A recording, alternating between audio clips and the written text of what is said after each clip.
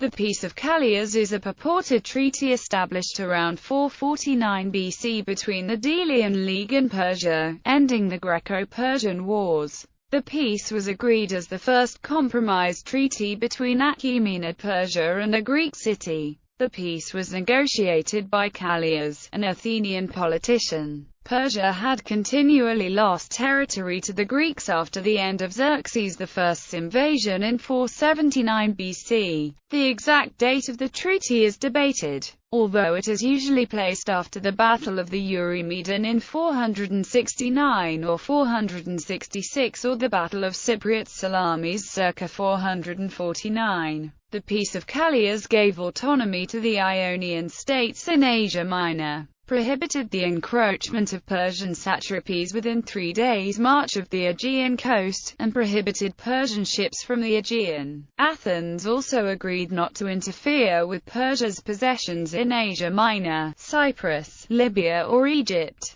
Arguments for the existence of a peace treaty. Our knowledge of the Peace of Callias comes from references by the 4th century BC orators Isocrates and Demosthenes as well as the historian Diodorus. The ancient historian Theopompus deemed it a fabrication, arguing that the inscription of the treaty was a fake. The lettering used hadn't come into practice until half a century after the treaty was purporting to have been agreed. It is possible that the treaty never officially existed, and if it was concluded, its importance is disputed. Thucydides did not mention it, but Herodotus says something that may reasonably be construed as supporting its existence, as does Plutarch, who thought it had either been signed after the Battle of the Eurymedon in 466 BC, or that it had never been signed at all. In any case, there seems to have been some agreement reached ending hostilities with Persia after 450–449, which allowed Athens to deal with the new threats from the other Greek states such as Corinth and Thebes, as well as Euboea, which rebelled from the Delian League shortly after this.